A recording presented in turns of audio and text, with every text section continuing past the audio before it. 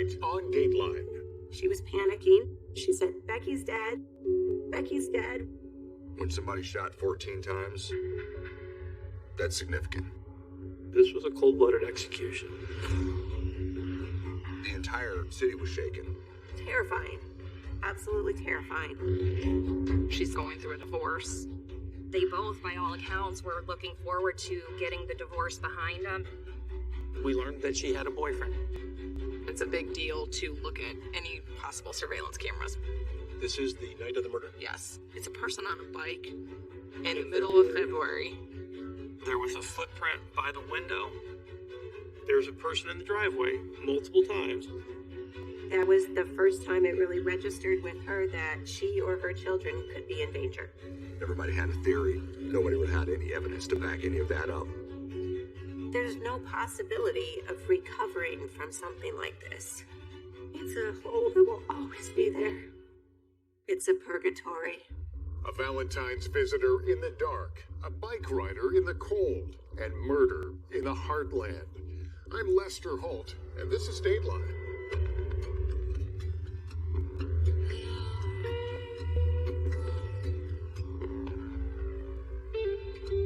Here's Dennis Murphy with Ghost Rider.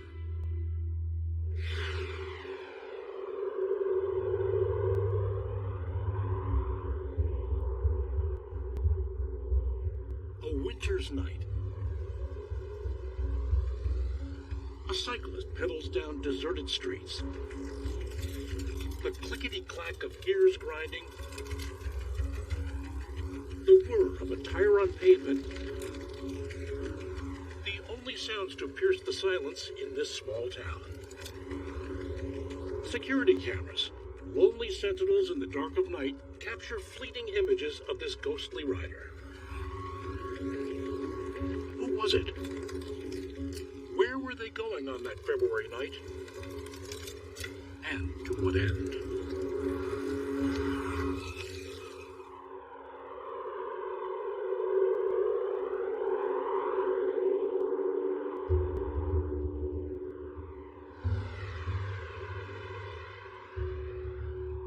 Here on a bluff above the Mississippi River, Mark Twain country, sits Quincy, Illinois, an apple pie slice of Midwestern Americana. So this is a cool old house. Yes. A small, safe town where folks like Taylor and Taylor Hyman, yep, they're both named Taylor, plant their roots and stay for the long haul. Like the house, also like the neighborhood? Yeah. Oh, yeah. Yeah, Love the neighborhood. We heard nothing but good things about the neighborhood and that it was one of the safest in Quincy, actually. In the yard across the way is Becky. Yes. Yep. Becky Bleefnick, their next-door neighbor, a mother of 3 young boys and a nurse at Blessing Hospital here in Quincy. Single mother, 3 kids. Yeah, the kids came over and played with their dogs sometimes, and She would even mow our front yard. yeah. Friendly neighbors living in nice houses on a quiet, safe street. Until it wasn't. One morning, the Hymans say they woke up to find their car had been broken into. Ransacked. So they installed security cameras. So the idea is if there's a prowler around, this thing will tell you. Yeah. The cameras send them an alert every time they're triggered, which is what happened in the middle of the night on February 14th, 2023, Valentine's Day. One of the cameras captured a figure walking between the Hyman's house and Becky's. Could you recognize him, Taylor, if someone showed you a picture the next day? So that's the guy my camera got. No, I could not. So it's just a figure moving in the dark. Mm-hmm. Taylor says she texted Becky right away, asked if she'd seen anything. And she responded back about 7 in the morning saying she didn't that night, but about a month ago she thought she heard voices in her backyard and that she's been very paranoid. The Hymans posted a message on the neighborhood's Facebook page, be on the lookout. And then the security camera alerted again. February 22nd, caught person coming in. So when you say coming in, they're going... Yeah, coming in, in the driveway. coming down our driveway from the road. And then about 53 minutes later, we saw a person leaving. What was the prowler up to? And what, if anything, did he or she have to do with what happened the very next day? That unimaginable thing. About 5 cop cars start rolling up with EMTs, so I was wondering what was going on. I didn't know until the cop came over and let us know that she's passed. She's passed. They told you she was gone. Becky Bleefnick was dead. It was her father who'd found her, lying face up and bloody on her bathroom floor. He called 911. Was it perhaps a suicide? When the officers got there, it was readily apparent that that was not the case. Quincy Police Chief Adam Yates heard his watch commander on the phone with the responding officers. And that conversation included the words, "This is clearly not a suicide." Other phone calls were being made, including to Becky's husband, Tim. Becky and Tim were separated, and the boys were with him that night. He would have to break the news to the children. Becky's sister Sarah got a call from their mother. She was panicking. She said, "Becky's dead. Becky's dead. We don't know anything, but Becky's dead." And then she said, "I gotta go. I'll call you later," which, is terrifying. Absolutely terrifying. The terrifying unknown. What happened? We're trying to figure it out because Becky was a healthy 41-year-old mom. There is no logical explanation for why she would be found dead in her home. I guess you're thinking the usual things. This is a botched robbery that goes wrong. I didn't even think a robbery. It didn't even cross my mind. But a botched robbery was very much on the mind of the phalanx of law enforcement that had descended on Becky's home, including Assistant State's Attorney Josh Jones. He and fellow homicide prosecutor Laura Cack were assigned the case. I was actually in Laura's office, and I got a phone call that there was a homicide. And they said, gave me the address, and my first response was, where? Because that was not an address that... Nice houses, nice lives, good cars in the driveways. Not what you would expect. So I drove out there. It took about 5 minutes, and a couple detectives met me at the door. The prosecutor was led up the stairs and into Becky's bedroom. You could see that door to the bedroom was shut, and the person was trying to shut it, and somebody kicked in that door or broke in that door with their shoulder, and then you found her in the bathroom with her hands above her head, and there were bullet holes in her hands. This victim is fleeing in terror. You could sense the fear that she must have felt. Who had pursued Becky in her own home and shot her dead? It's always a puzzle. It may be a puzzle that you buy for a 2-year-old that has 4 pieces to it, or in certain investigations, it could be a 2,000-piece jigsaw puzzle where 25% of the pieces are missing and you don't have the box to look at the picture to see what it's supposed to be when you're finished anyway. This one was shaping up to be one of those puzzles with plenty of missing pieces. But maybe something at the scene would help reveal the picture. It wasn't just a murder. This was a cold-blooded execution.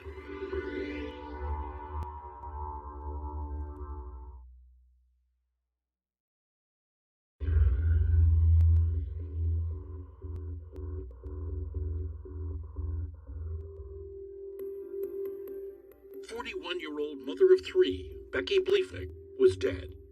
Her sister Sarah consumed by grief. How'd you get through those first few days? In between the moments of totally breaking down, it was logistics that got us through being able to focus on small tasks. We had to fly to Quincy. Investigators in Quincy were focused on the immense task of processing Becky's home. I've been to lots of crime scenes before. This one was different. You could see that there was a concerted effort to be violent in this case. The violence occurred in the bathroom off Becky's bedroom. She was found there on her back. We later learned she was shot 14 times. 14 times? It was 14 times. This is somebody delivering a message. To shoot 14 times is not, you're just losing your cool. This is, you wanted that person dead. What did the crime scene techs find? We found 8 shell casings around the body. That's helpful. We knew that was going to be important. We found lots of little pieces of plastic around the body. It seemed like they were parts of a plastic bag. Was it an attempt to silence the weapon? Was it an attempt to catch the shell casings? So you got casings, unexplained plastics. What else is in there? Honestly, at that point, there wasn't a whole lot more. Investigators did find a footprint next to a broken second-floor window that appeared to have been forced open. The killer's likely point of entry. Rest of the house, has it been tossed, Josh? Any sign of valuables missing? No, there was no evidence of anything missing from the house. It didn't appear that the house had been ransacked. It really appeared from the very beginning that whoever broke into the house with the express purpose of executing Becky Bleefnick. An execution. Someone hated Becky enough to want her dead. But to her family and friends, that idea just didn't compute. It wasn't possible to hate Becky. Becky just naturally could get along with everybody that she met. Although Sarah, who is 16 months older than her sister, admits there was a time she may have been the exception. We lived in a one-bathroom house, and that caused a lot of conflicts. Two teenage girls trying to share one bathroom. It's not a pleasant sight. Joking aside, Sarah says people were drawn to Becky. She was just a likable, kind, funny person. She was really quirky. Add to that determination, compassion, and a whip-smart brain, and you have all of Becky's qualities that good friend Shannon Zanger knew so well. We met really in first grade. We would hold hands and walk up the giant steps and spent a lot of time together in those early days, just kind of navigating school and being away from our parents. And it's nice to have a buddy. Yeah, it is. Best buddies growing up in a small farm town outside Quincy. Pals all the way through high school, where Becky was the valedictorian, and then college, where Becky played tennis and met her future husband, Tim Bleefnick, a standout on the football team who would later be enshrined in the school's Hall of Fame. Becky and Shannon were still tight as Becky started her career as a pharmaceutical sales rep. Shannon became a labor and delivery nurse.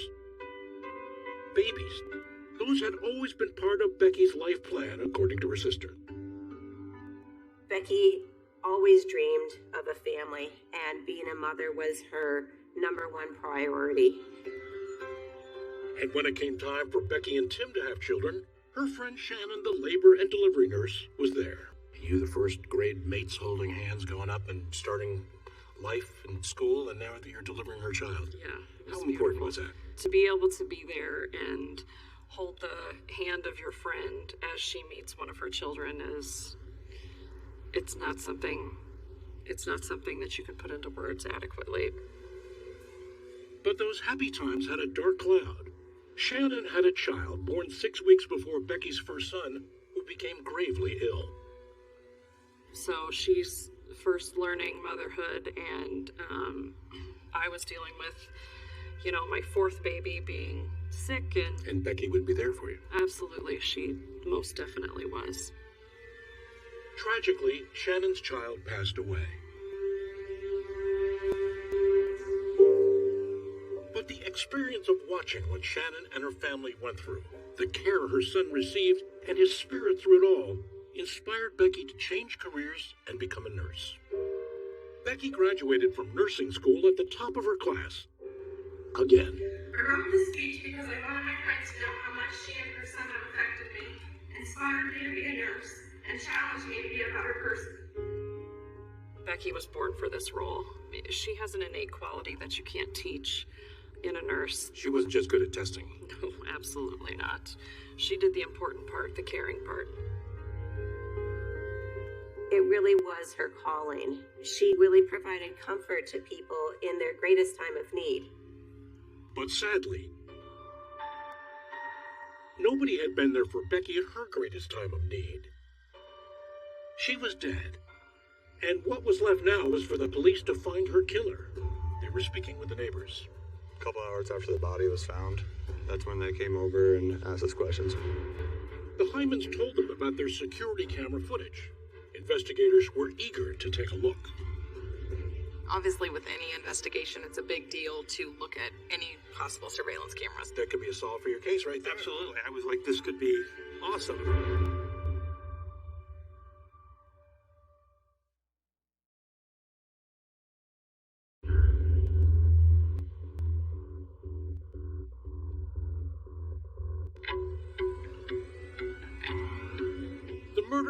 Becky Bleefnick had left her neighbors like the Hymans right next door, reeling.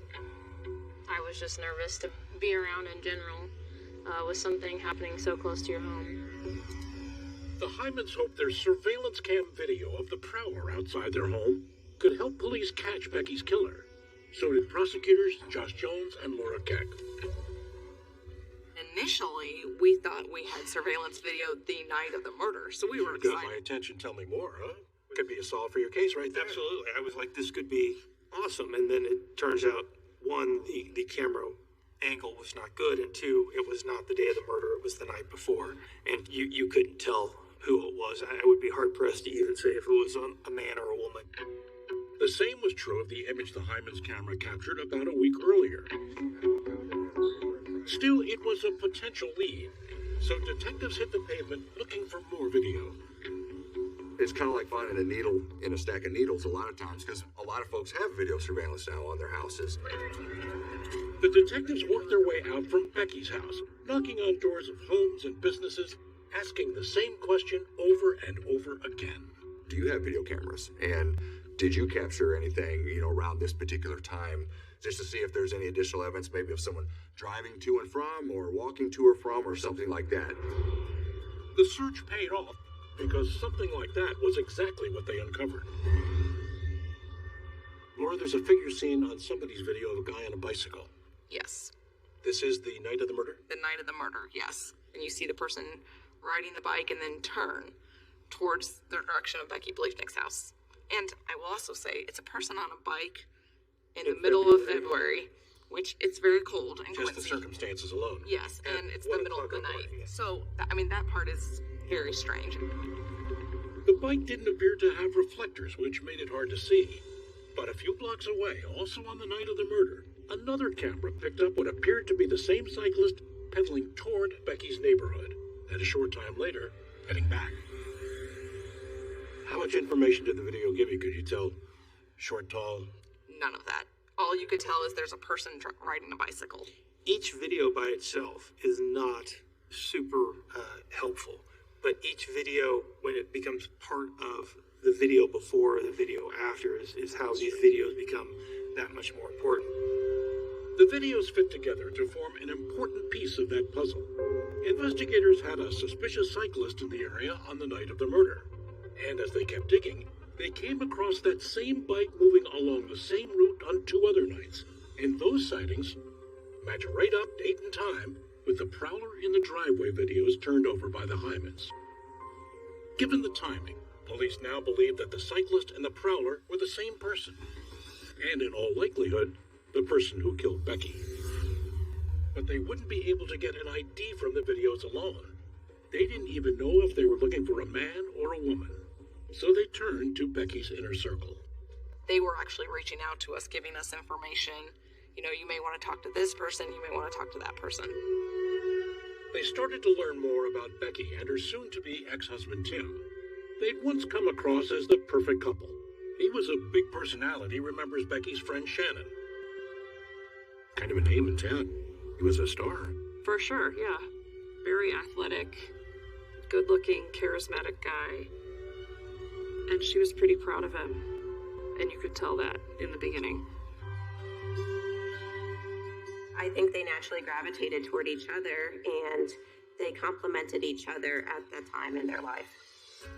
They married after college.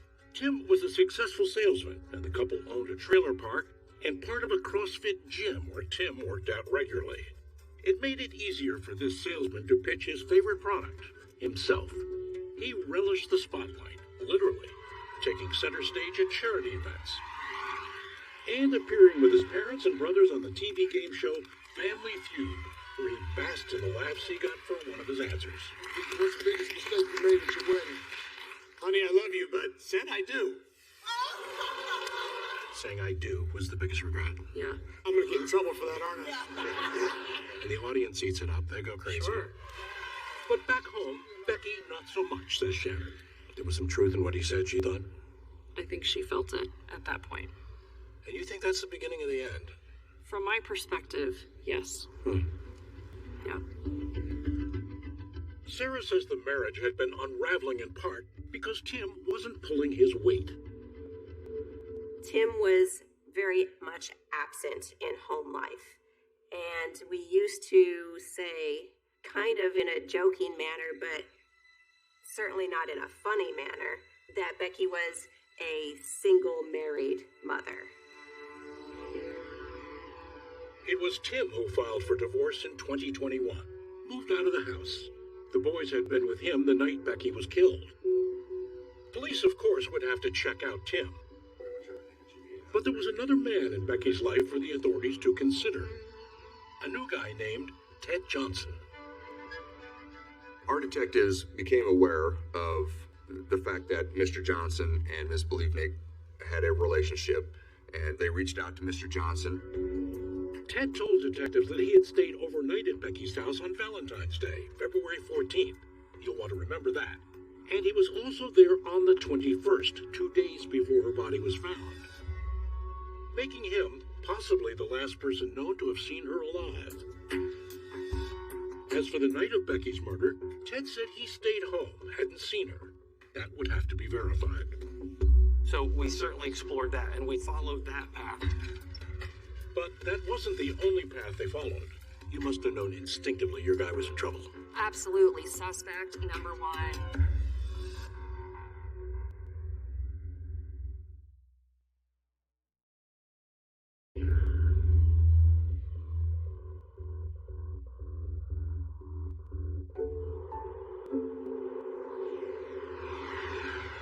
The Quincy community was mourning the loss of Becky Believnik, loving mother and nurse extraordinaire. There was a memorial service at the hospital where she worked, a ceremony by the Quincy Nursing Honor Guard. They present her, Becky, with white roses and ring a bell and say her name 3 times, and then the nurses in the room stand up and we release her of duty officially. And it was a beautiful, beautiful thing, and she deserves to be remembered that way.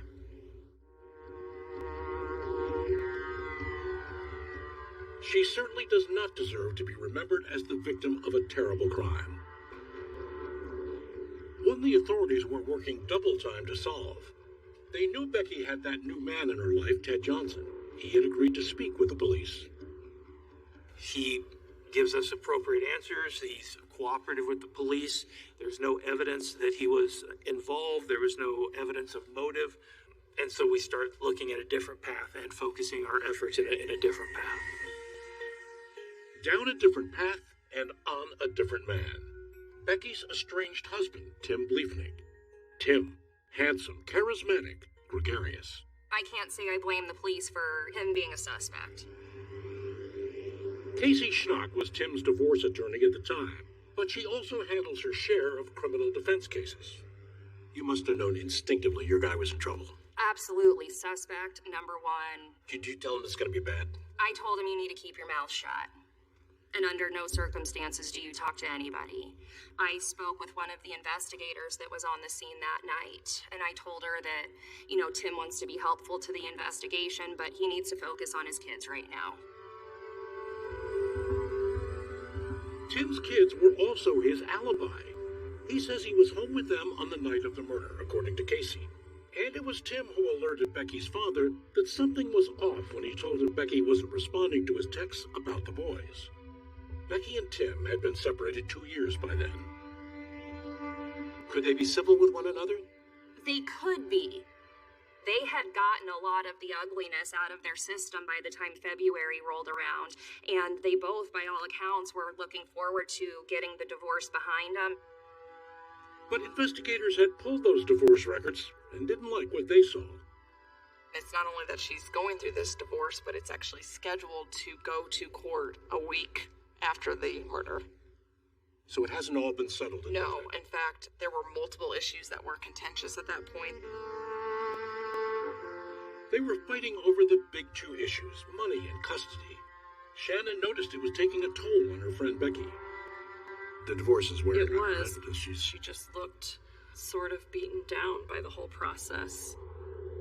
The process had taken a particularly nasty turn when Tim filed for a protective order against Becky.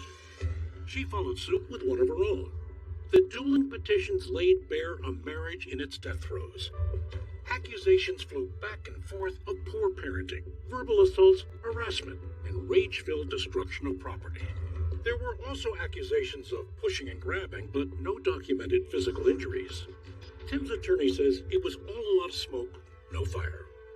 Very common gameplay in a divorce in Adams County, Illinois. But there is no evidence in any court filings that I've ever seen that would suggest that he was abusive. They both said things that they shouldn't have said during the divorce. They both probably did things during the divorce that they could take back if they could.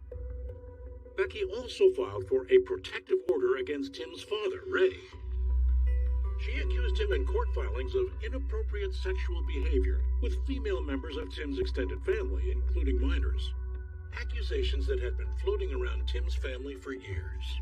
She did not want Ray Beliefnick to be around her children alone. And that was a very contentious issue in the divorce. Tim's father. Tim's I don't want him near my kids. Yeah, doesn't want him anywhere around the kids unsupervised. Tim fiercely defended his father, and Ray unequivocally denies the allegations. Allegations that nobody in the family ever brought to the attention of the authorities. The protective order against Ray was denied. Same thing for the protective orders against Becky and Tim. But the puzzle of Becky's murder was starting to reveal itself to investigators. The bitter divorce had given them a string to pull, a lead to follow. And they began to think this former football star was hiding something behind his megawatt smile. Time to go back to those fuzzy pictures from the security camera. Another look at that biker on a cold winter's night.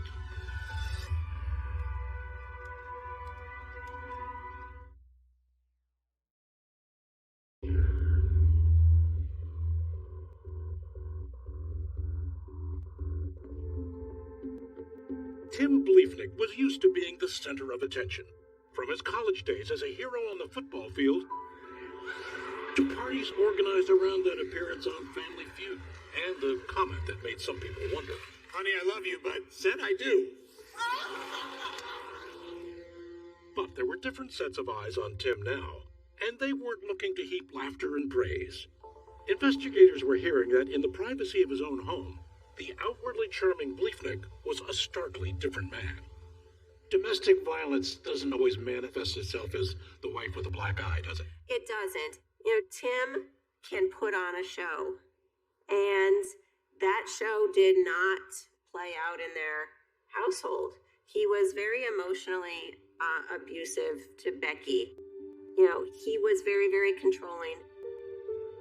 Shannon remembers when Becky's third son was born. As both nurse and friend, she implored Becky to stay an extra night in the hospital to heal. And her immediate reaction was, I can't, he won't let me, we have to go home. He won't let me, we have to go home. Yes. And after they separated, friends and colleagues say Becky became increasingly worried about what Tim might be capable of. She had made lots of statements to people about being scared of Tim, that she thought Tim might do something to her. According to Sarah, Becky started telling her how scared she was after a nurse colleague of hers was murdered by her ex-partner. I think that was the first time it really registered with her that she or her children could be in danger. But remember, despite that very real fear Becky felt, the judge denied her an order of protection against Tim. The bulk of her allegations were not physical in nature, and she had no injuries to show. The law, with regard to protective orders, treats emotional and verbal abuse differently than physical abuse. Detectives decided it was time to take a look inside Tim's home. They executed a search warrant. One thing that we found was a box of shell casings. Spent shell casings. Investigators had 8 shell casings from the scene. Seemed unlikely these would be a match. And in my mind, I was like, there's no way. There is no way that anybody would keep shell casings from a gun that he used to murder his wife.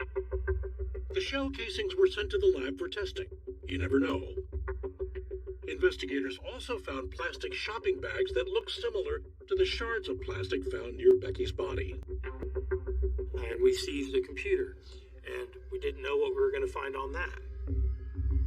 Something rather interesting, it turns out. So when we start looking at the laptop search history, that is when we found the information where he was searching about Ted Johnson. The boyfriend. The boyfriend. So Tim was researching his wife's new love interest. That wasn't terribly strange. But when he did it, jumped out at investigators. Ted Johnson had a Missouri license plate, and in the middle of the night on February 14th at 1:10 in the morning, he starts searching information about how do I look up Missouri license plates.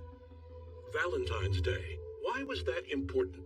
Let's go back to those security videos and how investigators saw the picture finally coming together. February 14th was one of the dates they'd spotted the suspicious cyclist going to and from Becky's neighborhood. Images that coincided with a prowler in the Hyman's driveway just after 12:30 a.m.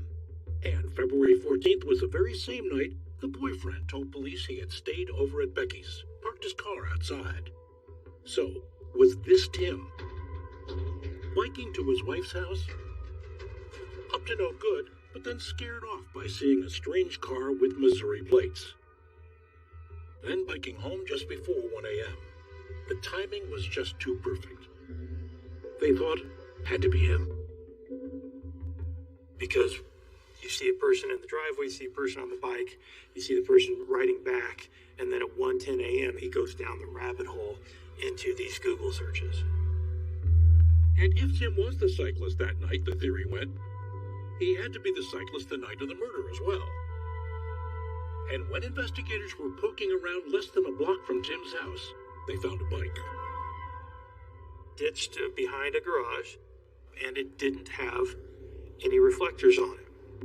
No reflectors, just like the bike on video. And there was that divorce court date coming up. Tim was not only going to square off against Becky, but also against members of his own extended family, who were set to testify on Becky's behalf about those allegations against his father. Prosecutors believed it spoke to motive. Tim's world was going to come crashing down in his mind. The puzzle had finally taken shape. The picture, at least to prosecutors, was clear. On March 13th, 2.5 weeks after Becky was shot to death in her bathroom, her estranged husband, Tim Bleefnick, was arrested and charged with her murder. Were you surprised? No. No. Because nobody else would ever do something like that to Becky. But there would be plenty of surprises ahead as the case barreled toward trial. Could the state put him in that house breaking in, put the gun in his hand, being the killer? No, they can't.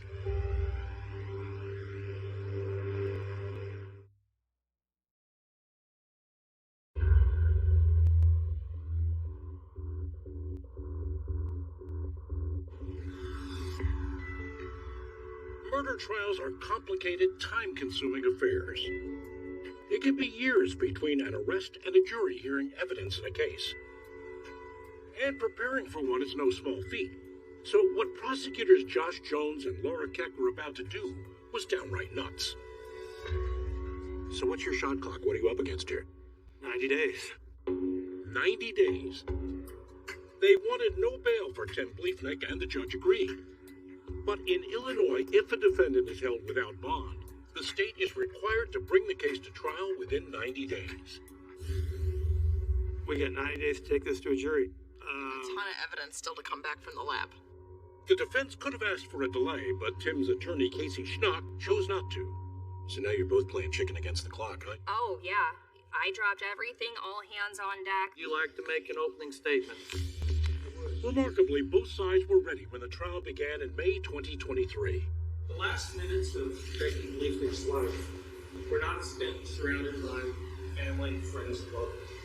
The opening statement I started writing in my mind the moment you walked into that bedroom and you saw her lying on the floor.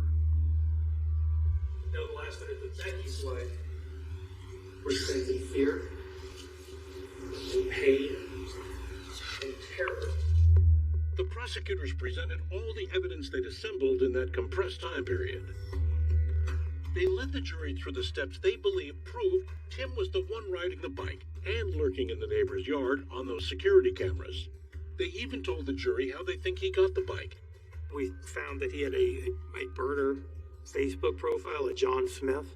We also found that the John Smith was looking at this blue bike with no reflectors on Facebook.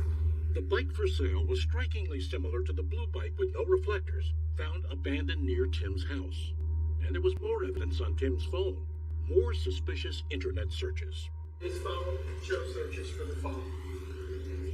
How to open my door with a crowbar. How to make a homemade pistol silencer. He is searching things like how to make a homemade silencer. Oh, you're kidding. Prosecutors told the jury the plastic shards at the scene had perhaps been Tim's attempt to make a silencer using the shopping bags found in his home. It all added up to Tim being the killer. That was a good story that Mr. Jones just told you. And that's exactly what he A good story and a great theory, admitted Tim's defense attorney, except for one thing. Could the state put him in that house breaking in, put the gun in his hand, being the killer? No, they can't. You know, they have somebody going into that house and killing Becky. I don't think they gave you Tim. And what about the bicycle videos? Those were infuriating as an attorney because you don't know where that person's going. You don't know if it's the same person on each occasion. We don't know anything about that individual. And it tells the story of a round-trip bicycle ride to a gruesome murder. Well, it tells the story of somebody riding a bike late at night. So what do you call evidence like that when it's thrown up against you? Circumstantial at best. And the motive that Tim was so angry over the way Becky was handling the divorce, her accusations and demands that he plotted her murder. His attorney told the jury that's just not true. Their divorce was winding down. There was no reason that Tim had to do this. He wasn't that angry. He wasn't that mad. Why was his life going to be better, as the prosecution saw, with Becky dead on the bathroom floor? I don't know. Things weren't terrible with her in the picture, and by all accounts, they were looking forward to moving on with their new lives. But prosecutors had something they felt did tie Tim to the actual murder. Remember that box of shell casings found in Tim's house? The 27 shell casings in his house exactly matched the shell casings that were around Becky. They were fired by the exact same gun. So the shell casings from the scene match shell casings taken from Tim's home. But that's not a smoking gun, according to his attorney, because no gun was ever found. We didn't have a murder weapon. You know, they said it was shot with the same gun, but we don't know what kind of gun. They never had, a gun in Tim's possession that they could link to this murder. The puzzle finally assembled, but what picture did the jurors see? I think that was the most anxiety I've ever felt. What if they find him not guilty? After 4 hours of deliberation, the verdict was in. We, the jury, find the defendant, Timothy Bleefnick, guilty of first-degree murder. It was pure panic and then utter relief. Tim Bleefnick was sentenced to life in prison. He told Dateline he maintains his innocence and is appealing his conviction. His future behind bars is of little comfort to Sarah. There's no possibility of recovering from something like this. It's a hole that will always be there. It's a purgatory. But if Sarah and her family are condemned to a type of purgatory, she is determined to push so that other families don't join hers. When we think of domestic abuse, domestic violence, we often think about, that happens to other people. That happens to women who date the bad boys. Doesn't happen to, the quintessential American family. When we don't think that it's a possibility, it becomes dangerous. Sarah says that even though the judge followed the letter of the law in denying Becky's order of protection against Tim, the system failed her sister by not seeing what was really going on. The prosecutors in this case agree. If there's not an act of physical violence where a judge can see a bruise or a broken bone, it's much harder to get an order of protection. And I think there is such a stigma for people when they're going through a divorce, that if they claim domestic violence, people assume it's just a divorce tactic. So I think all of us can learn that we need to believe people and be able to help refer them to the right resources. Of course, all of that's too late for Becky, and it won't change the fact that 3 young boys have effectively lost both parents, living now with relatives. And so Sarah hopes people remember her little sister not for how she died, but for how she lived. As a mom who loved her boys and dedicated her life to making theirs and everyone else's a little bit brighter. If anybody could know Becky, they would know her generous spirit. I think you're proud of her. Always. That's all for this edition of Dateline. We'll see you again Friday at 9, 8 Central. And of course, I'll see you each weeknight for NBC Nightly News. I'm Lester Holt for all of us at NBC News. Good night.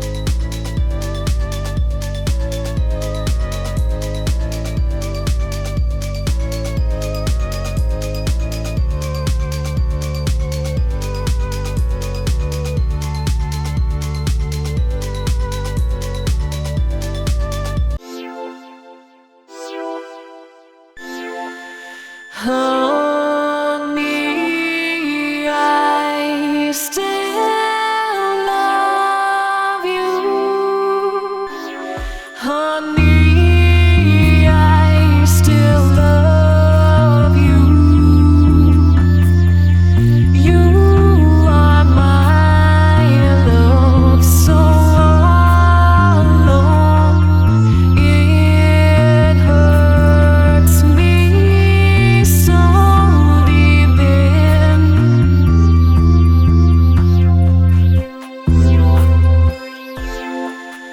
Only